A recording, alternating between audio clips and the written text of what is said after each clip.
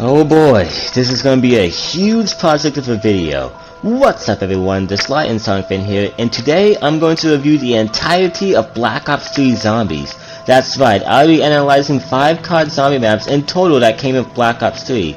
Some of you may be asking, why am I doing all these maps together? Well, next week I'm going to celebrate Infinite Warfare's 3-year anniversary, and I want to analyze the zombie season in its entirety. But here's the catch. Infinite Warfare came out a year after Black Ops 3, so I thought it'd be easy if I just reviewed Black Ops 3 Zombies in its entirety first before I end up reviewing Infinite Warfare Zombies.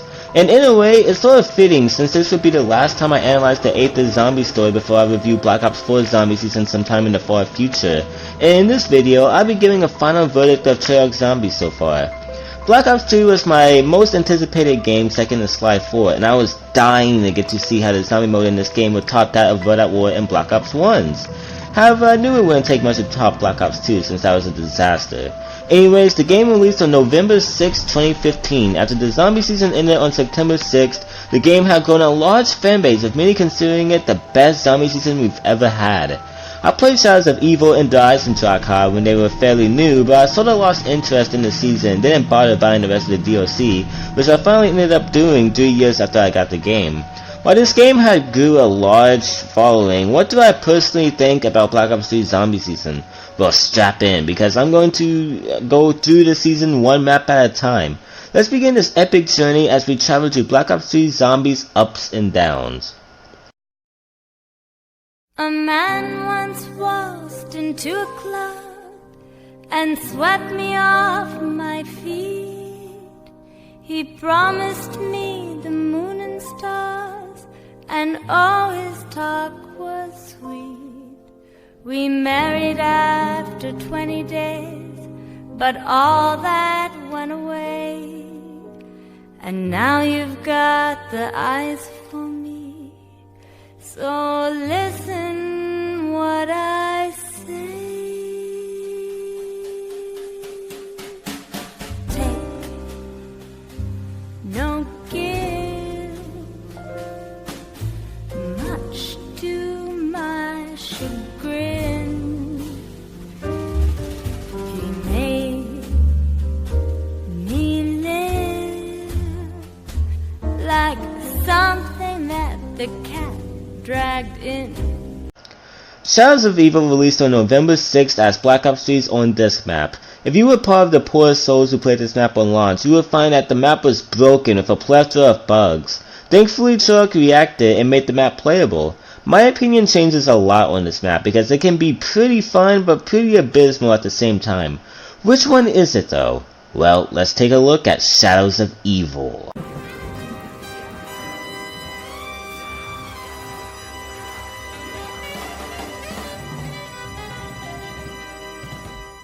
Continuing the theme of origins by having the player have no clue what's going on, we're introduced to 4 new characters. Jessica Rose was a performer for a brunette. However, she saw an opportunity to take her career further by having sexual relations with a film producer.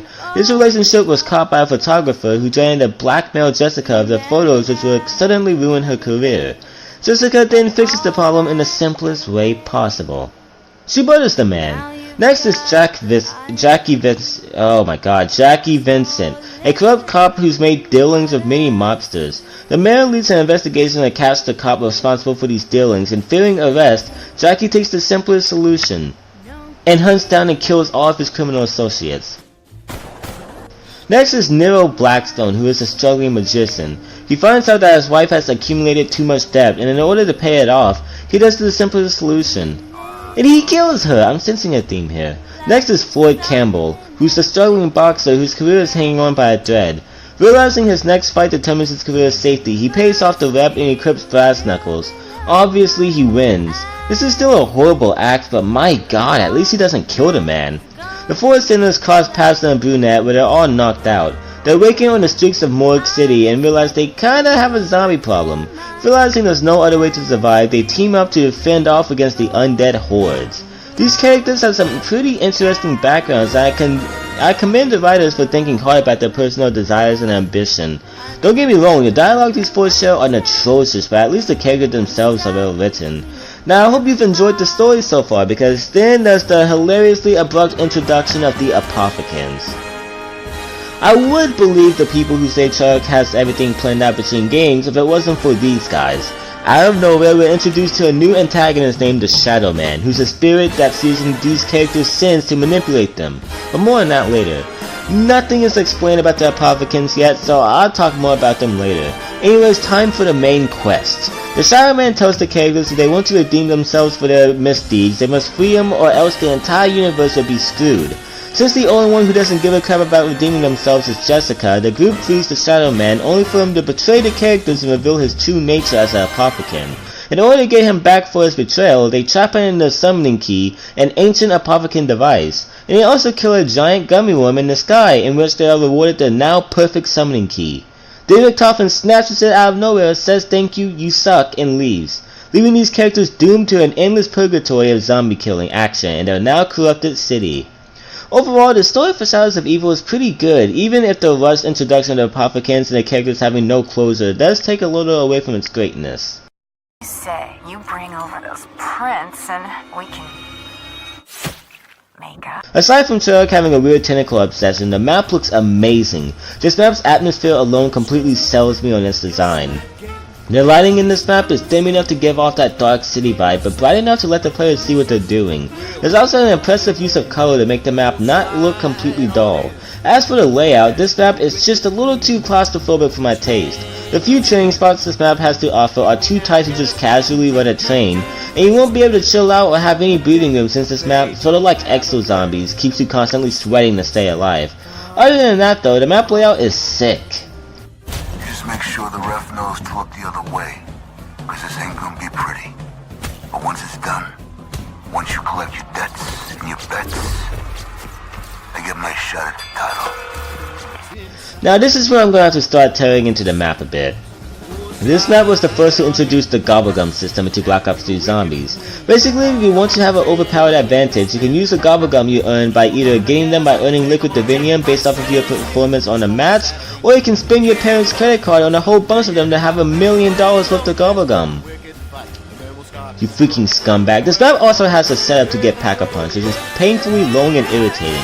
Basically, you have to collect parts that you'll have no clue where they are located unless you look up a guide or you have a good memory from collecting them so many times. Then you have to train Corrupted Keepers, a type of Apothican, 4 times before you do a final ritual.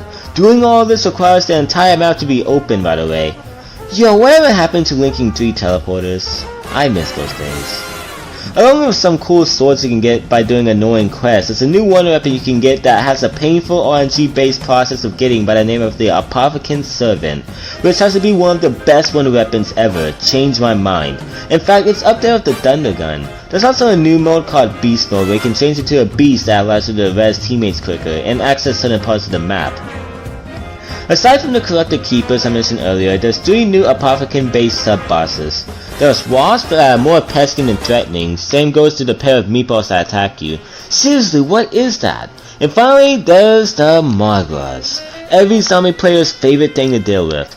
These things are annoying because not only can you not kill them instantly since you have to take off their heads one at a time, but until recently they had the ability to one-shot you. They're also insanely fast on their last head. And overall, Mama Margras, while not as evil as Papa Panzers, are still annoying to deal with. Also, there's 2 Easter egg songs you have heard throughout the review that's exclusive to this map. Cold Hard Cash and Snakeskin Boots. Both of which sounds pretty good. If it hasn't occurred to you yet, this map is flooded with innovations. While not all of them stick, Treyarch's ambition with this map is not only appreciated, but respected.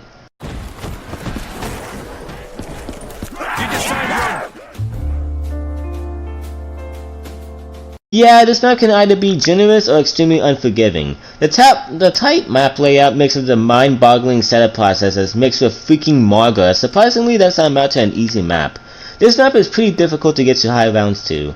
Why is it that every Zombies game has a hard on-disc map but have laughably easy DLC? I have been watching.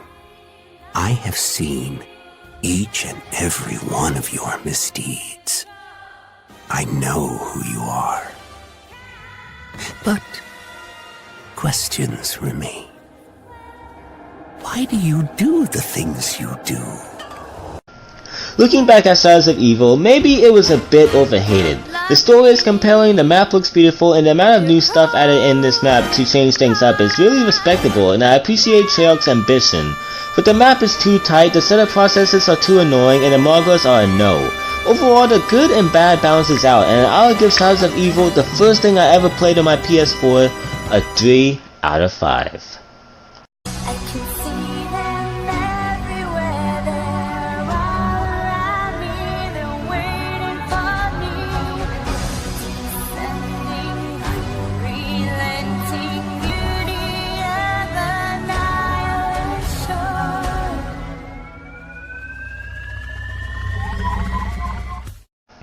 There's a reason I said I'd be analyzing 5 zombie maps in detail instead of 6. The Giant released on November 6th along with Shadows of Evil and served as either a pre-order bonus or a season pass bonus until it became separate DLC way after Black Ops 3's life cycle was over. The Giant takes place after Origins, but the map itself is literally just a beautiful looking Derice. If you want to go watch my review on Derice, then look in the description. However, my final rating on Derice is literally the same for this map. So some of you may ask, why am I even addressing the map? Well, there's still a story to talk about. A great evil approaches. There is a chain of events that must be set in motion. The Giant takes place after Origins, where we see an important part of the original timeline take place, where Richtofen sends Maxis, Samantha, and the first Hellhound to, at the time, were unknown locations. However, there's a twist. The Primus group is here, and they're attempting to prevent the OG Richtofen from activating the teleporter. Zombies arrive and they fail to stop him, and the Primus Richtofen emerges from the teleporter, and in an unexpected turn of events, he nails his older self in the head and does something with his body. Before the group can yell at Richtofen further, they band together once again to fend for their lives. The story for the Giant isn't really something that needs criticizing. It's basic enough to understand on its own, but it's cryptic enough to leave many exciting questions for the rest of the season.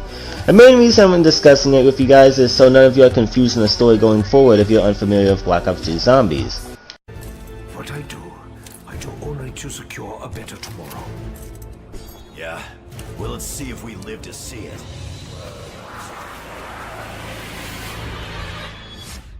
The Giant is a faithful remake of Derice, and it's fun to play, especially if you don't own the original.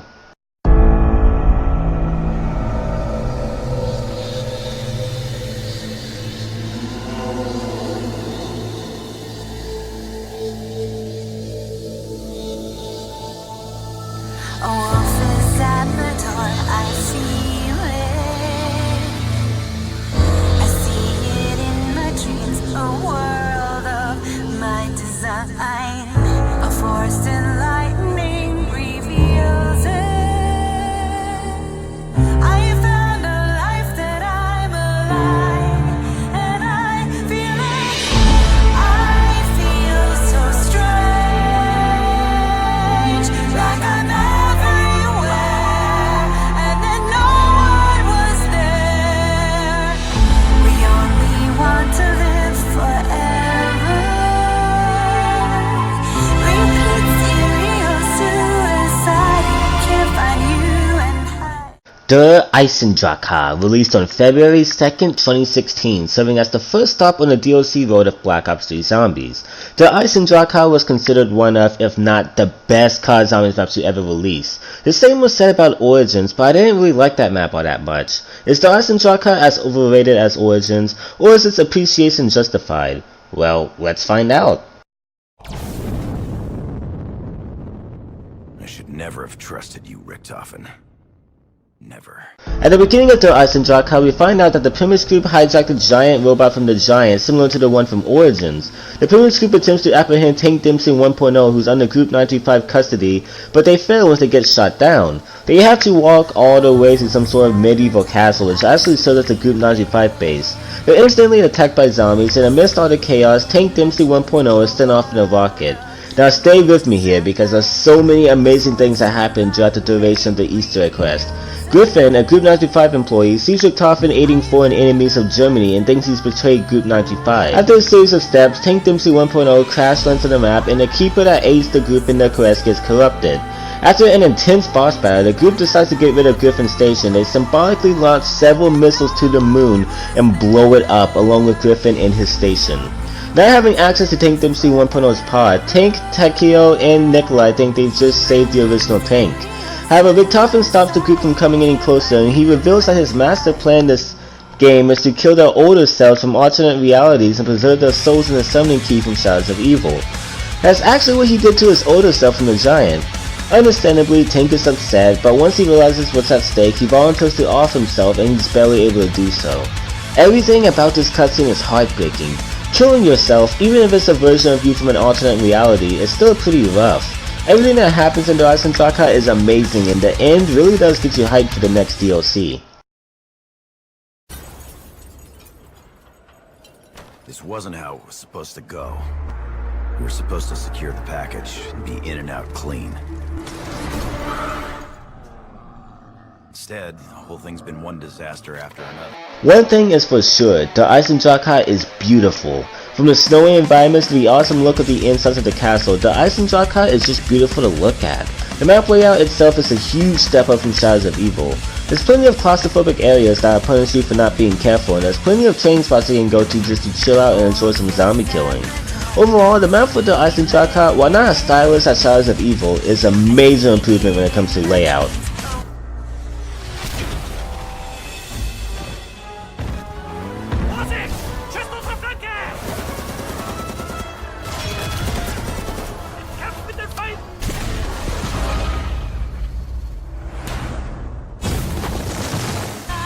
The Draka, while not as ambitious as its predecessor, is still full of new additions to make it as unique as its zombie map brethren. The most major thing in this map that was introduced are the bows. After defeating 3 dragons similar to the 3 dogs from Mob of the Dead, you're rewarded with the Wrath of the Ancients. The bow itself is mediocre, but if you do a relatively short side quest, you'll be able to upgrade it into either the Fire Bow, Lightning Bow, Wolf Bow, or the Void Bow. These bows are extremely rewarding to get, and they're way more useful than the Origin staffs. There's also the Ragnarok DG2s, which are specialists, but I sort of forgot to get gameplay of them, so whoops. Hellhounds and Papa Panzers come back as sub-bosses, and while those alone aren't innovations, they did nerf Papa Panzer in this version and made it come at a later round. Wow, it's almost like even the creators of COD Zombies started to realize how flawed Origins was. Thank God Pack-a-Punch is easy to get on this map. It's been like 6 years. All you have to do is teleport 3 items around the map and say hello to Pack-a-Punch. Yeah, also, both the theatrical version and regular version of Dead Again, sung by Alina Sigmund and made by Kevin Sherwood, are pretty good songs. Overall, while this map did play a little safe, they still not only innovated enough, but knew where to innovate.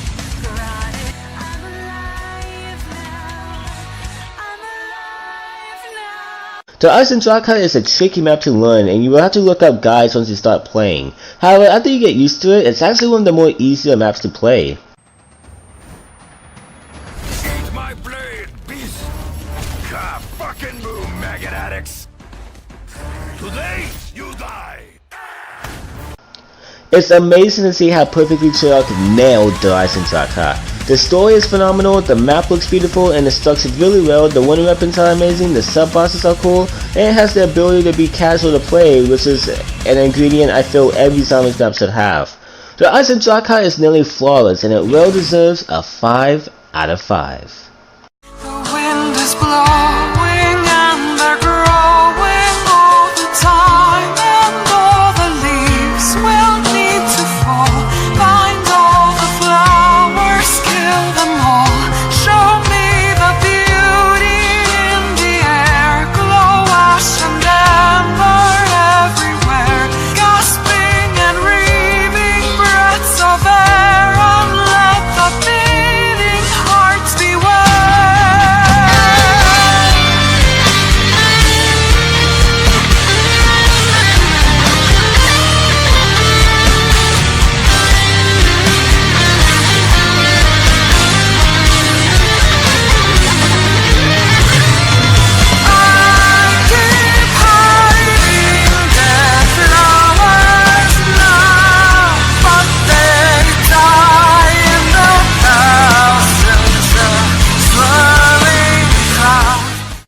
On April 19, 2016, the second Zombies DLC in the 4th Black Ops 3 Zombies map, Zetsubo no Shima, or Island of Despair in English, was released. This map is essentially the meme of Black Ops 3, considering how buggy it was at launch and how the map didn't meet everyone's expectations.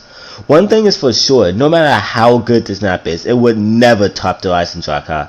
So it lost that aspect immediately. Is this map as terrible as people say, or is it underappreciated? Well, let's find out. I am an envoy of the Emperor himself. I am no traitor! Zetsubou no Shima's story takes a break from all of the alternate realities and Apophicon crap, and it's more of a story about messing of nature and the endurance of suffering. The map starts out with our characters being held captive on a ship full of Imperial soldiers. The group fight back and they're able to keep the summoning key, but the ship explodes and our characters hang on for dear life as they're carried off to a nearby island where Tokyo 1.0 is at. It's on this island where the group has to put up with a Group 95 wannabe, Division 9, who used Element 115 for horrible experiments at the cost of both wildlife and human life. Their experiments led to multiple spores on the island that can mutate the undead into horrifying creatures, and also led to the birth of this giant spider that can reproduce without a mate. So, As for the main quest, it's literally just fixing an elevator. The group descends into an ominous lair where mutated Tokyo 1.0 attacks them. They defeat him, and the outro cutscene plays, which is the best outro cutscene in the season. Tokyo 1.0 and Tokyo 2.0 begin talking about their individual journeys, and this is when one of the biggest COD Zombies bombshells ever takes place, when Tokyo 1.0 reveals the one who imprisoned him is the Emperor. That's right. The one man Tokyo looked up to, devoted his entire life's journey to, and wouldn't shut up about in World at War to Black Ops 1, betrayed him and subjected him to unimaginable, horrifying experiments. That's just heart-wrenching. So, now Tokyo 2.0 realizes his entire life has been a lie, but he still decides to do what's right. Tokyo 1.0 agrees to give his life for the greater good, and he goes out in an honorable way. Wow. What a way to make a boring character like Tokyo 1.0 have such a heart-wrenching send-off. The story for Zetsubou no Shima is a simple but good one. The writers knew how to create an uneasy atmosphere of Division 9's experiments, and everything involving Tokyo is amazing.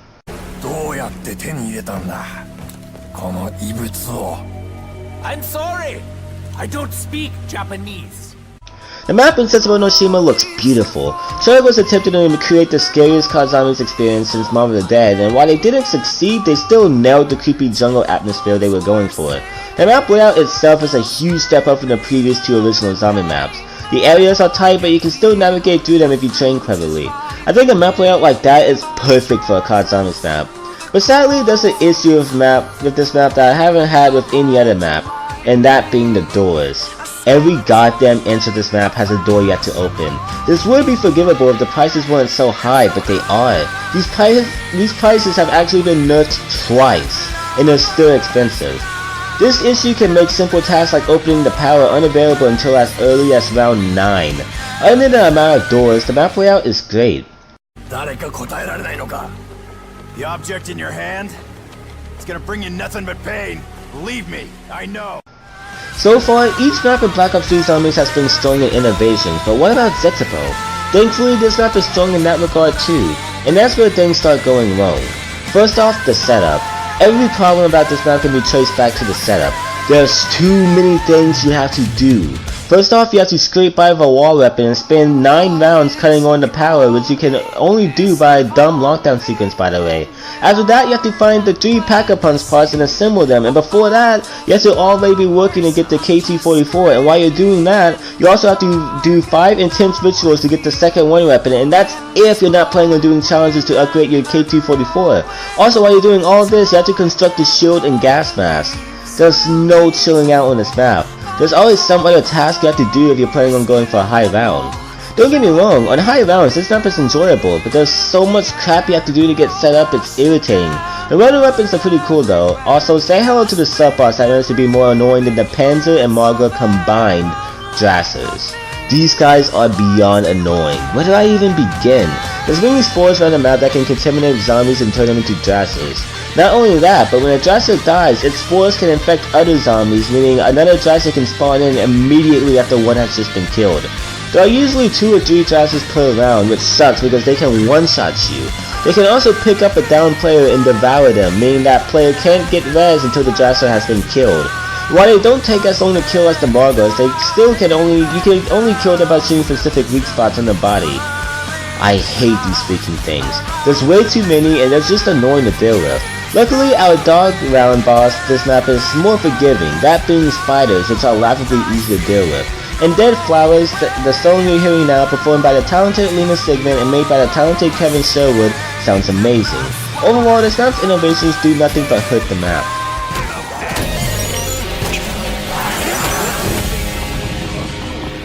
Other than the abysmal setup process, this map is fairly easy if you know how to train, and you have good weapons. While the atrocities may cause problems, high rounds are fairly easy with the good map layout I mentioned prior.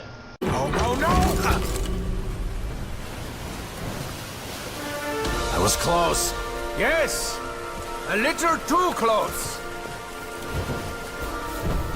We must go, now!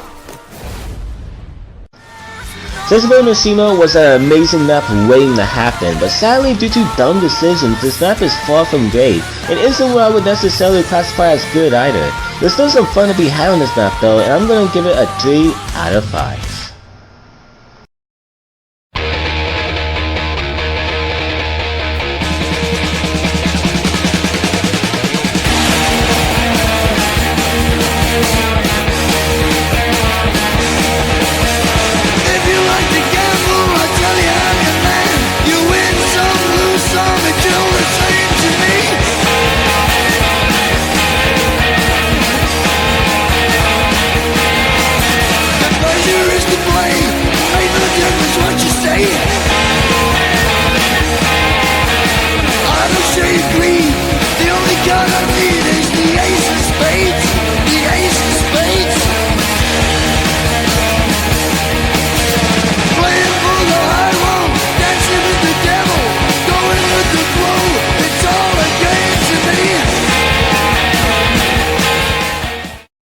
On July 12, 2016, BO3 released as the 5th entry to Black Ops 3 Zombies. This map, unlike its predecessor, was absolutely adored by the community, and quickly became a fan favorite, but does it deserve its praise? Well, let's find out.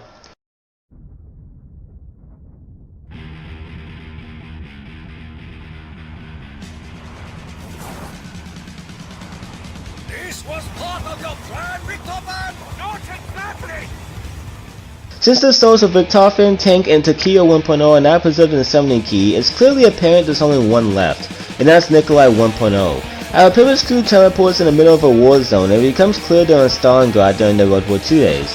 For those of you who need a history lesson, during World War II, the Nazis invaded Stalingrad, a Russian city, but the Red Army were extremely resilient, and because of their strong fighting spirit, they were determined to defend the city to the last man.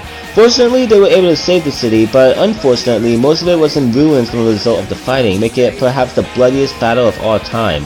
The same events are happening here, except this is taking place in the COD Zombie storyline, meaning, you know, zombies, robots, and somehow dragons are here too.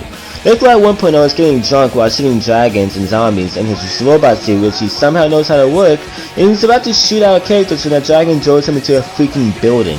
The characters begin to try to find a way to free Nikolai. Multiple things happen throughout the quest.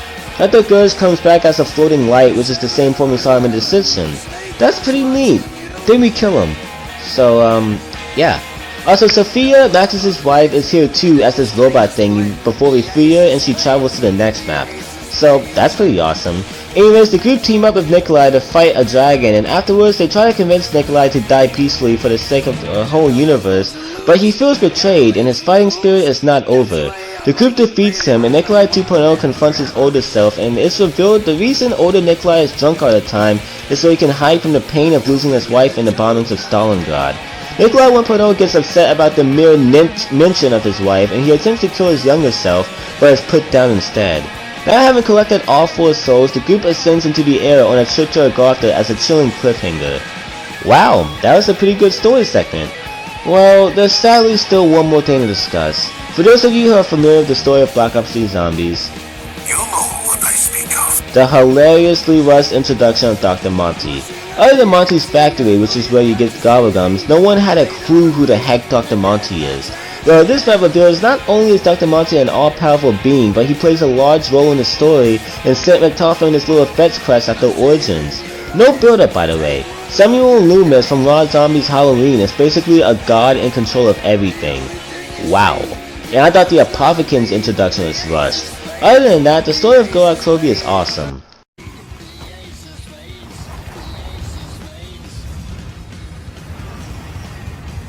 Hold the reserve!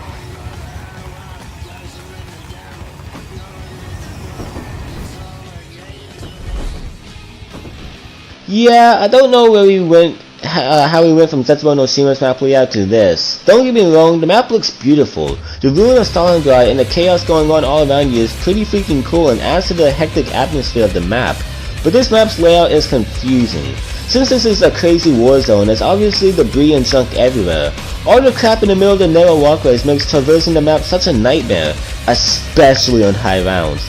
But don't worry, there's plenty of training spots, right? You know what? There are, and you can't use a single one of them because of this guy. The dragon will make this map a living nightmare to play. He'll come down and breathe fire everywhere on the map, and if you're lacking either a dragon shield or a low number of zombies, you're screwed and you gotta quickly go somewhere else. Lovely. The only place that's trainable is this tight bunker area.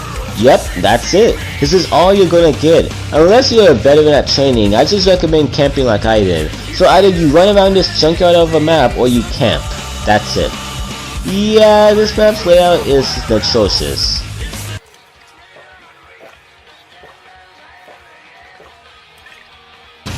This map has a fair share of innovations, but it's nowhere near as innovative as its predecessors.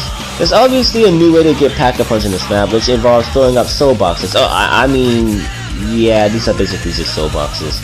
Once you fill 3 of them up, you can take a freaking dragon and pack-a-punch. There's also the Ray Gun Mark III, which is the 3rd variation of the Ray Gun, and it's pretty good. There's also 2 sub-bosses, the Mangler, which is a generic big guy who's pretty easy to kill, and the Valkyrie Zones, who are this map's dog round, which, like every dog round, is pretty easy to deal with. With the exception of a few specialists, that's as far as innovations go. Yeah, this map doesn't really have many new ideas.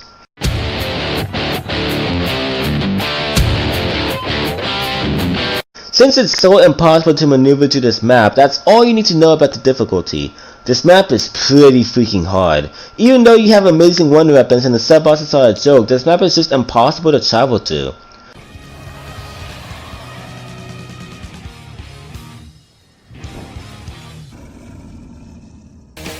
Go out Kobe like Zetsubo is such a wasted opportunity. The map itself is great, but because of Mr. Firebreather, the map is instantly made unfun, to me personally, unplayable. That's why I'm giving it a 2 out of 5.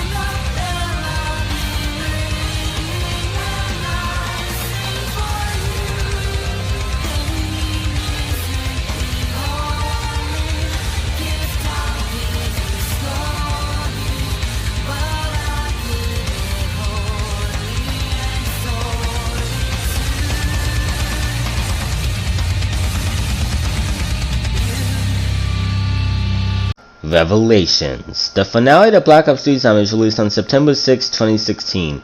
The majority of the fanbase were mixed on this map. Some loved it for its nostalgic feel and sense of finale, while others resented it for its unoriginality and its controversial ending. But since it's the last 8th zombie map I'll be looking at for a while, you already know how this works. Is this a good map, or do I think it's a poor would-be finale to such an amazing storyline?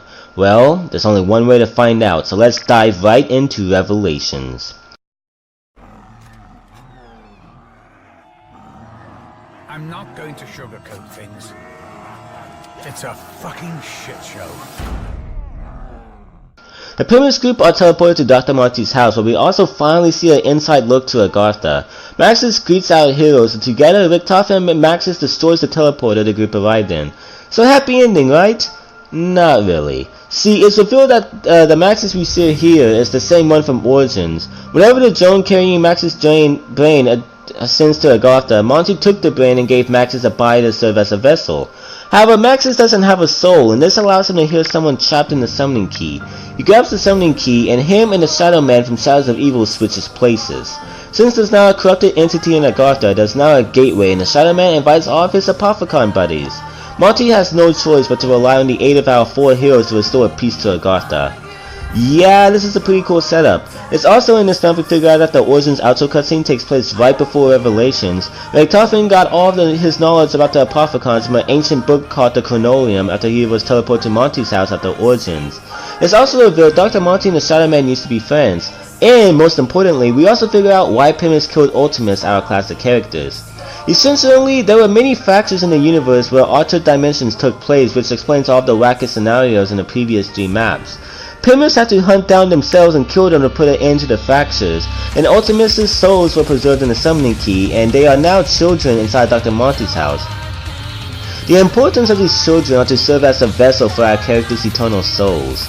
I gotta admit, I like that reveal. As for the quest, we get the aid of Sophia, and we end up confronting the Shadow Man. The Chronologium for some reason shoots a laser at the Shadow Man and kills him. Sophia and Maxis reunite, and peace is restored to Agartha. Happy ending, right? Well, not really. At the end of Zetsumonoshima, our characters teleported off-screen to collect blood vials from Martyr the Dead after the Easter egg. They did this as another insurance policy so they can be safe from getting erased in Agartha. However, the problem with this is that the reality in which those blood vials came from no longer exists, so them being inside of Agartha could lead to unimaginable paradoxes and compromise Monty's perfect world. Dr. Monty almost just flat out erases our characters from existence until he, for reasons unknown until Black Ops 4, sends them intentionally back in time to some sort of ancient war premise took place in some sort of reality, which creates an infinite cycle, meaning Black Ops 3 Zombies has basically happened over and over again. And now that Black Ops 4 Zombies is a thing, this ending doesn't bother me as much as it used to. But back when this cutscene first came out, me along with the rest of the community were understandably pissed because of how anticlimactic it was. And yes, it is the weakest ending to a Treyarch zombie season we've ever had. Overall, the story for Revelations is pretty good with the exception of the ending. The many revelations in this map are pretty nice, and I'm satisfied with the direction they took the story. Overall, while not as satisfying as we hoped, Revelation does a serviceable job at concluding Black Ops 3 Zombies. The key thing, as in the thing that is key, is that Maxis fiddled around with the summoning thingamajig and accidentally released an even bigger bastard. The Shadow Man. Revelations looks freaking beautiful, no doubt about it. But the map layout is interesting. See, the map is basically one big collage of multiple zombie maps we've seen before. However, each map has something different about them, and the different pathways connecting each map range from neat to downright clever. There's plenty of claustrophobic areas, but there's plenty of trainable areas. I feel that Revelations has the perfect mix of both. Overall, Revelations is a beautiful looking map with a decent layout. The one and only original Harbinger of Doom.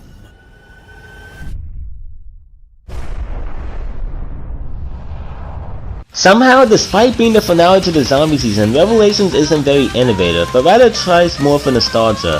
For example, the Thunder Gun and Apothicon Servant comes back, Little Arnie's come back, Mama Margot's and Papa Panzer's come back, and every part of the map is something we've seen before. The only real innovations this map has is its Pack-a-Punch setup, which just revolves around doing Shadows of Evil type rituals, and you can upgrade the Apothicon Servant. there's nothing really new about this map, but the gift performed by Alina Sigmund is made by Kevin Sherwood is amazing. However, sadly this is the last original Aether Zombie song performed by Alina Sigmund. That's sad.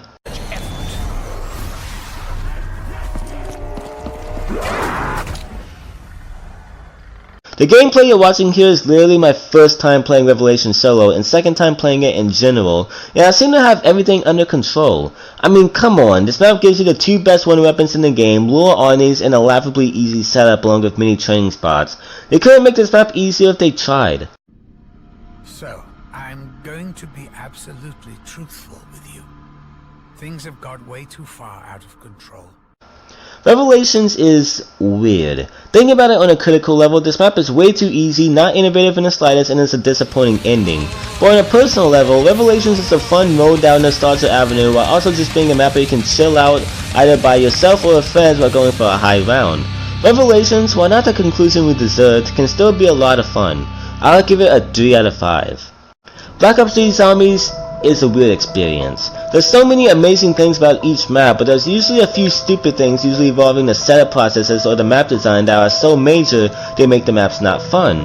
Black Ops 3 Zombies, while admirable, just didn't stick its landing, which is probably why they played it safe in Black Ops 4, but that's a video for another day. Well, that's it. That's every Aether map from Nocturne and Totem all the way to Revelations reviewed.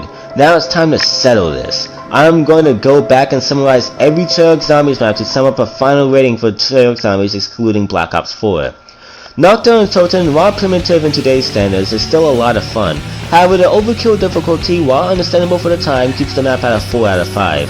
Velox was a lot of fun too, but it suffers from the same problem as Noct, keeping it at a 4 out of 5.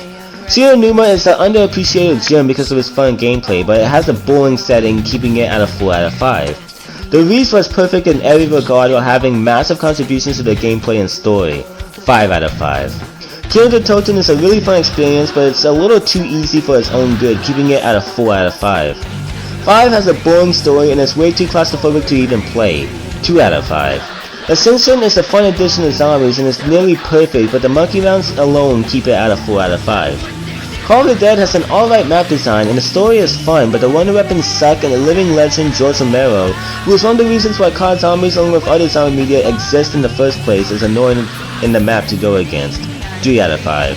Shangri-La. I appreciate Shang's fun difficulty, but the special zombies are annoying and getting packed with randoms is impossible. 4 out of 5. Moon is a perfect finale for such a good zombie season with its fun innovation, story, and design. 5 out of 5. Transit. The map layout, story, and wonder weapon of Transit is terrible, but the map is so laughably bad, it's not completely god-awful. 2 out of 5. Nuketown Zombies. I always forget Nuketown Zombies is a thing because of how forgettable it is and annoying to play. 2 out of 5. Die Rise. Absolutely nothing is good about Die Rise because of its an atrocious map layout and lackluster story. Die Rise isn't even laughably bad, it's just a nightmare to play. 1 out of 5. Call of the Dead has an amazing story, effective atmosphere with a fun map layout, and a really good setup process. 5 out of 5. Buried does many things right, but it's way too easy and has a dumb story and a dumb temporary finale for Victus. 3 out of 5. Origins has just as many positive features as it does negative, along with making the story too complicated for casual players to follow. It comes in at a 3 out of 5. Shadows of Evil is easily the most ambitious map Treyarch has ever made, but half of the innovations stick while half don't. 3 out of 5. The Giant is literally just a Reese, so no rating needs to be given. The Eisendrache has a fun setup, many great story moments, and amazing innovations with a cool layout. 5 out of 5. Setsubo no Shima can easily be a fun map, but the terrible setup process holds it back from greatness. 3 out of 5. Girl Kirby could easily be a good map, but the map layout is a mess and there's nowhere to train. 2 out of 5. Revelations was a fun nostalgia trip down memory lane, but that's all it really is. 3 out of 5. If I calculate the ratings, that leaves us with one final rating of a 3 out of 5 experience from Noct to Revelations, and that's not bad. Don't forget, the 3 out of 5 just means the amount of fun maps and the amount of bad maps amount to an okay experience. Basically meaning you'd have an okay experience if you were to play every Zombies map. Well, I had fun on this COD Zombies adventure with you guys. Next week is Infinite Warfare Zombies, but if you only came here for Treyarch Zombies, then I thank you for going on this 3-month journey with me. Whether you were here since my review of Noct, or if this was your first time watching a review of mine, it means a lot. Anyways, I hope you guys have enjoyed this video. If you haven't, please like and subscribe, and as always, I will see you guys next time. Peace, everyone.